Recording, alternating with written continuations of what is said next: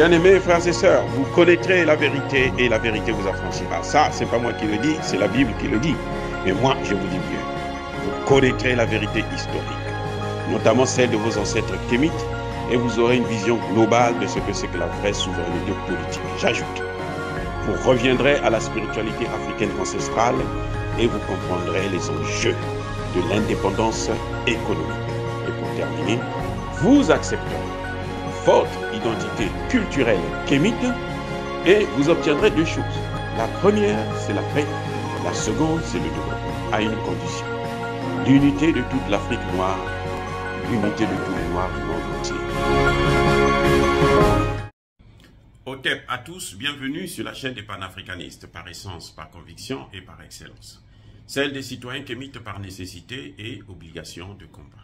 Nous sommes une chaîne qui n'est guidée que par nos ancêtres et rien que par les ancêtres qui appartiennent à l'égrégore du monde noir.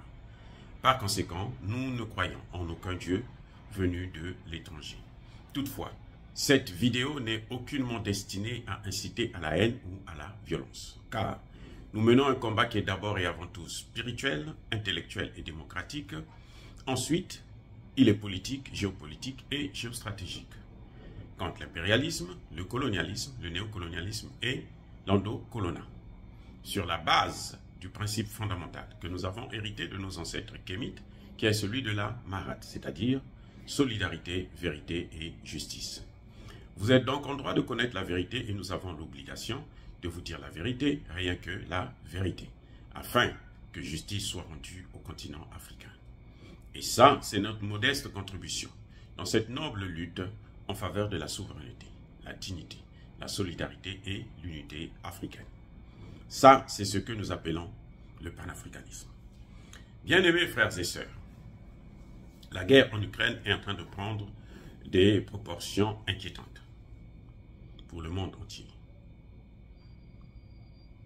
Les Africains ne peuvent sortir la tête de l'eau qu'en restant neutres dans cette affaire comme ils l'ont été dès le départ. La guerre en Ukraine, ce n'est pas la Russie contre l'Ukraine. La Russie va écraser l'Ukraine, ça vous le savez très bien. Mais c'est la guerre de l'OTAN contre la Russie. Et l'OTAN, vous savez que c'est les États-Unis en tête, c'est la France, c'est l'Angleterre, c'est l'Allemagne, c'est la Belgique, c'est tous les pays, je ne sais pas, 37 pays de l'OTAN. Que les hauts responsables de l'OTAN sachent qu'ils n'ont pas à mêler l'Afrique dans leurs affaires. Ce que l'on reproche à la Russie en Ukraine, c'est ce que l'on reproche à tous les pays de l'OTAN actuellement en Afrique. Tous, ils ont des bases militaires en Afrique. Ils sont en train d'installer des bases militaires en Afrique. À quoi ça sert d'installer des bases militaires dans des pays que les gens ne veulent pas de ça? Les gens vivent pacifiquement dans la paix et la joie, même si c'est la misère. Nous vivons heureux en Afrique. Mais laissez-nous avec notre misère. On ne vous demande pas autre chose. Nous ne sommes jamais venus aux États-Unis pour quémander le bonheur américain. Non, parce que de toutes les façons, ils ne sont pas eux-mêmes heureux ici. On le voit, des gens qui sont stressés. Hein? Voilà. Donc, ils font le travail, télé, boulot, c'est tout. Quelqu'un qui va au travail, qui revient, qui regarde la télé quelques heures, et puis qui s'endort. Le lendemain, il se réveille, c'est la même chose, et ça, c'est continuel. Il y a des gens qui font 2, 3, 4 boulots en même temps, parce qu'ils sont malheureux, parce qu'ils souffrent. Et nous n'avons pas ce problème. Nous sommes peut-être dans la misère, selon les termes que eux ils ont expliqués, et cette misère vient surtout parce que eux ils viennent exploiter sauvagement, ils viennent piller tout un continent, et c'est pour ça d'ailleurs qu'ils sont en train d'installer des bases militaires. C'est parce qu'ils veulent utiliser la force pour obtenir nos matières premières, pour nous faire plier, pour nous tuer, pour nous chasser de nos terres. Ils l'ont déjà fait à plusieurs reprises, pour faire les essais de leurs armes qu'ils sont en train de créer. Et oui, quand la France vient, lors d'un mariage, bombarder à Bounti, au Mali, bombardent une cérémonie de mariage, c'est juste des essais de leur armement, de leurs missiles. Et ils ne peuvent pas faire ça chez eux. Ici, aux États-Unis, là, personne ne peut vous faire des essais nucléaires. C'est pas possible. C'est pas possible. Ce président-là ne va même pas rester encore 24 heures. Ici, aux États-Unis. Vous ne pouvez pas essayer vos armes comme ça, là, dans des villes, même dans des forêts. C'est pas possible. Donc, il faut trouver d'autres endroits là où il y a des cobayes. Comme ils avaient fait au temps de l'esclavage où on a été leurs esclaves. On revient au même système. Non, eux, on peut les tuer, c'est pas grave.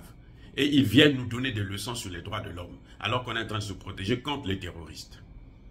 Vous voyez, au Mali, la moindre avancée, neutralisation des terroristes, tous les médias occidentaux complices, bien sûr, les médias mensonges, ils parlent de violation des droits de l'homme. Quand on a saboté les pipelines, le Nord Stream 1 et 2, personne n'a parlé du terrorisme. Personne n'a condamné les actes. Le terrorisme sur le pont qui relie la Russie et la Crimée, c'est pareil. Mais lorsque la Russie riposte, on parle de violation des droits de l'homme.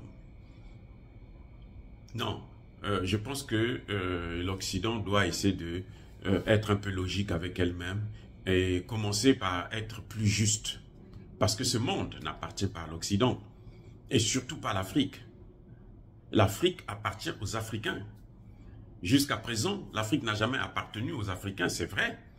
Mais maintenant, nous avons une jeunesse décomplexée qui a pris conscience des enjeux, qui connaît quelle est sa responsabilité et qui ne veut plus ça. Qui est prête à mourir jusqu'au dernier Africain pour défendre le sol africain. On ne peut pas parler de négociation, de diplomatie ou de même de démocratie. Mais je suis citoyen américain aussi. Je n'ai jamais vu qu'on nous pose la question de savoir est-ce que l'armée américaine, est-ce que vous êtes d'accord que l'armée américaine a s'installé en Afrique? Non. Aucun citoyen américain n'accepterait ça. En tout cas, surtout pas nous les Noirs. Parce que quand l'armée s'installe, c'est avec l'argent de qui ça? Avec l'argent du contribuable. Moi, je travaille, il y a mon argent aussi qu'on utilise pour ça. Et donc, j'ai le droit. C'est ça encore ce qui, heureusement que nous avons au moins ce petit droit. Mais l'Afrique n'a pas besoin de bases militaires étrangères. La guerre en Ukraine, ça se passe en Europe, pas en Afrique. Pourquoi tous, ils veulent avoir des bases militaires en Afrique? Pourquoi tous, ils s'installent? La France est là depuis 50 ans. Au lieu de prendre les militaires là pour les envoyer en Ukraine, aller se battre, montrer aussi ses muscles là-bas. C'est là-bas qu'il y a du boulot. Pas en Afrique. En Afrique, nous n'avons pas d'armée. On n'a même pas d'armée. On n'a pas d'armes. Donc, vous venez chez des gens qui sont à main nue, et vous venez avec des armes, vous pointez, vous commencez à les dominer. Ça veut dire quoi ça? Ça dit que plus criminel que ça, c'est du jamais vu. Dans toute l'histoire de l'humanité. Et vous avez des chefs d'État africains qui se laissent avoir parce qu'on leur promet une villa, parce que on les laisse venir se faire soigner en France, comme le rigolo de Sissoko. Comme il va se faire soigner en France, il se dit, il faut qu'il prenne l'Afrique, qu'il donne aux Français. Mais n'a qu'à donner, la Guinée-Bissau, déjà c'est un État narcotrafiquant. C'est un État qui vend la drogue, où la drogue est vraiment un carrefour de la drogue, actuellement. Et ça il ne s'occupe pas de ça, c'est pas intéressant pour lui. Et même lui-même, il a été dans les clans de drogue, de vendeurs de drogue. C'est de là qu'il est sorti, lui. On connaît. Donc voilà, que les États-Unis, que la France, surtout la maudite française, là, qu'ils prennent leurs militaires, là, qu'ils les amènent en Ukraine. Ils ont besoin d'eux là-bas. Vous voyez, le ministre des Affaires étrangères ukrainien se permet de venir en Afrique pour demander des soldats, comme d'habitude. ils sont en difficulté, on appelle les Africains, venez être nos chers à canot face aux Russes. Comme ça, nous, on va dire que oh, ben, vous avez tué beaucoup des civils. Non. On l'a fait pour la guerre mondiale, la première et la deuxième guerre mondiale. Qu'est-ce que ça nous a donné? Quand ils reviennent à Charonne, là, au Sénégal, on les a canardés.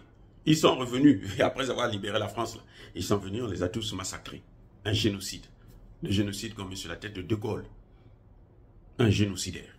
Et depuis là, il n'a pas cessé de tuer tous les leaders africains qui émergeaient, qui voulaient la souveraineté, qui voulaient l'indépendance du continent africain, alors que c'est le droit à l'autodétermination des peuples prévu par la Charte des Nations Unies. Il y a un problème. Si la France voulait intervenir dans un pays, si on l'avait invité, pourquoi elle ne prend pas, par exemple, le Gabon est calme, elle prend les militaires gabonais, elle les amène, qui sont au Gabon plutôt, elle les amène au Bénin, ou je ne sais pas, en Côte d'Ivoire, pour aller aider Alassane Ouattara. Pourquoi elle ne fait qu'ajouter des bases, là où il y a déjà des bases? Ça n'a aucun sens, c'est ridicule. Pareil pour les États-Unis. L'Afrique n'est pas un territoire, un lieu de combat. Le lieu de combat, là, c'est l'Ukraine. C'est là-bas qu'on veut les voir tous. Ils n'ont qu'à aller se battre là-bas. Et le monde entier verra qui a gagné la guerre. Au lieu de venir nous agresser dans notre tranquillité, dans notre paix. Et peut-être même dans notre misère, puisqu'ils disent que nous sommes malheureux. C'est l'occasion pour dire aux présidents africains de prendre leurs responsabilités, de maintenant s'engager dans la production des céréales et du blé et des engrais, parce que nous avons toute la matière première pour le faire. Cette guerre en Ukraine doit nous donner la leçon. N'écoutez pas ce que vous disent les Occidentaux et autres, parce que les Européens, là, ils ont bloqué 300 000 tonnes de céréales destinées à l'Afrique. Ça venait de la Russie. Vous voyez, cette Russie qui ne nous a jamais fait du mal, jusqu'à preuve du contraire. Qu'on nous dise quel est le pays que la Russie a colonisé, quel est le pays que la Russie a pris en esclavage. Aucun. La Russie ne s'est jamais mêlée de ces combats. Au contraire, elle a toujours été vers les opprimés pour nous soutenir. Nous, en Afrique, en tout cas. Ailleurs, ça ne nous regarde pas. Mais en Afrique, la Russie nous a toujours soutenus. Et que nous devrons aujourd'hui lui rendre l'ascenseur. Soit la soutenir ou être neutre dans cette affaire. C'est pour ça que j'espère que aucun soldat africain n'acceptera d'aller mourir en Ukraine pour les Ukrainiens. Parce que l'Ukraine, là seulement, a massacré nos étudiants. Eh oui, elle a torturé nos étudiants. Elle a tué certains étudiants. Elle a tué certains Africains, certains Noirs qui vivaient en Ukraine au début de cette guerre. Et ça, on ne peut pas le lui pardonner. Parce que nous ne sommes plus là pour pardonner. On a trop souffert. Quand les gens répètent les mêmes choses, il faut arrêter de pardonner. On pardonne, ça s'arrête. On a pardonné pour l'esclavage, il y a eu la colonisation. On a pardonné pour la colonisation, il y a eu la néocolonisation. On a pardonné pour la néocolonisation, les Allando-Colonna. Et maintenant, on est en train de morceler l'Afrique et on est en train d'occuper l'Afrique. Et ça, nous ne pardonnerons plus. Eh oui, c'est comme ça et c'est que ça. Dire cela, c'est inciter à la haine ou à la violence. Non, c'est une prise de conscience des populations africaines, des enjeux de la diplomatie, des enjeux de la géopolitique internationale. Avant de vous quitter, comme d'habitude, je persiste et je signe, soyez bénis par le Dieu de Kemet. J'ai dit et j'assume. Abou Abia.